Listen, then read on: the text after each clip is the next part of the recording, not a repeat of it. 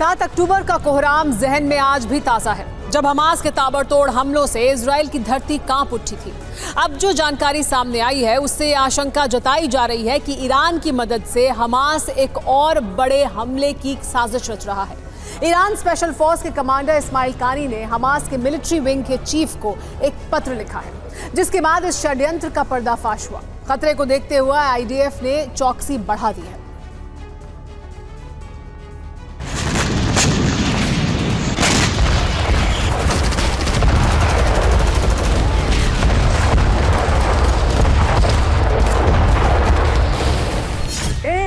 شکست خوردن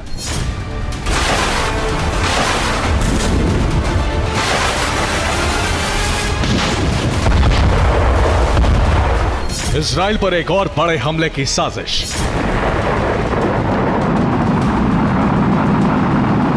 एक बार और कांप उठेगी यहूदी देश की धरती।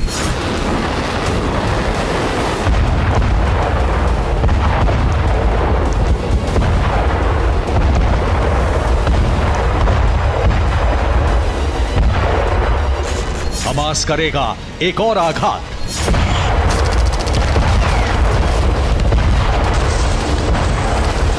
ईरान की स्पेशल फोर्स कर रही है मदद।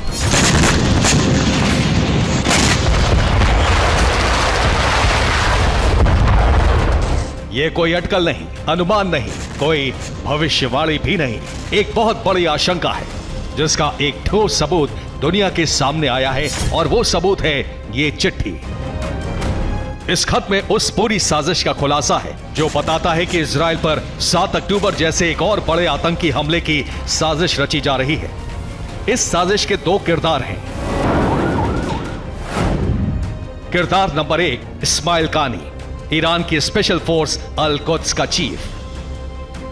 किरदार नंबर 2, मोहम्मद दाइफ, हमास के मिलिट्री विंग अल कसाम का सरदार।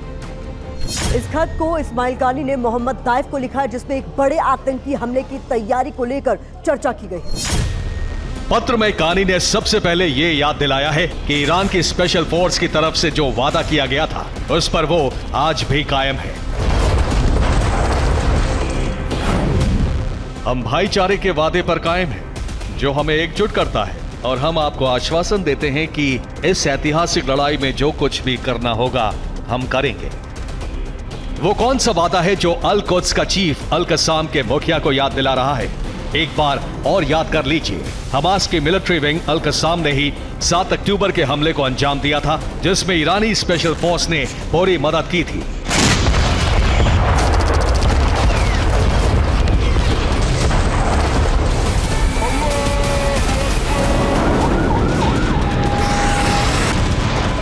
सवाल ये खड़ा होता है कि कहीं ये वादा इजराइल पर किसी बड़े हमले का तो नहीं था। इस पत्र में और भी ऐसा कुछ है जो आईडीएफ और मोसाद के कान खड़े कर देने के लिए काफी है। इसमें यरूशलेम के अल अक्सा मस्जिद में घुसने को लेकर भी लिखा गया है।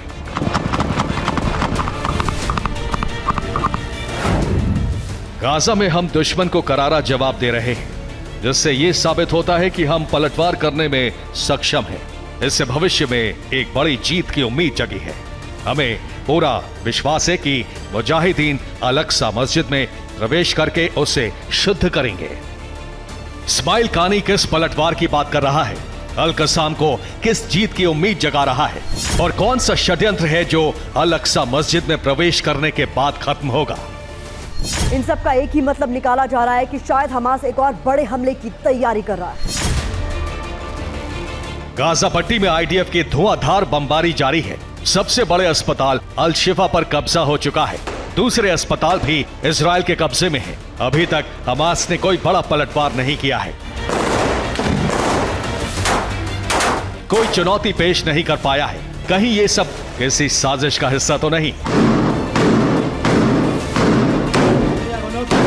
इस खत के सामने आने के बाद यही माना जा रहा है कि हमास और ईरान कोई बड़ा खेल खेलने की फिराक में है, और इसमें सबसे बड़ा हाथ ईरान की स्पेशल फोर्सेस का होगा।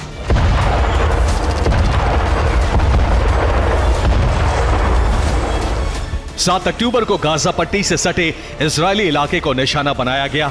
अब आशंका जताई जा रही है कि इजरायल की ज्यादा आबादी वाले बड़े शहर हमास के निशाने पर हो सकते हैं। आईडीएफ ने अपने कुछ बड़े शहरों पर निगरानी तेज कर दी है, जिसमें सबसे अहम है तेल अवीव, आबादी 5 लाख, नेतन्या, आबादी 2,24,000, रिशोन लेजियन, आबादी 2,57,000, रेहोबोट 1,47,000 और पेटा टिकवा, जिसकी आबादी 2,52,000 है।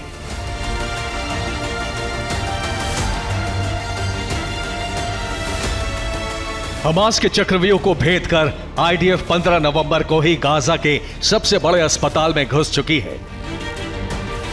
अल शिफा पर कब्जे के बाद लगातार सर्च अभियान चलाया जा रहा है। आईडीएफ के दावे के मुताबिक अल शिफा अस्पताल से बड़ी तादाद में हथियार और गोला बारूद मिले हैं।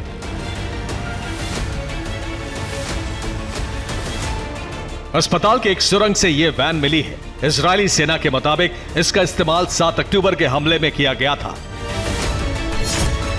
वैन से भारी संख्या में हथियार, कारतूस, गोलियां, ग्रेनेड और बुलेट प्रूफ जैकेट मिले हैं। आशंका जताई जा रही है कि इजरायली सेना के आने से पहले यहां जरूर कोई बड़ी साजिश रची जा रही थी। गाजा में सुरंगों के मिलने का सिलसिला जारी है। अल शिफा की तरह शिफा पीर अस्पताल के पिछले हिस्से से एक सुरंग मिली है।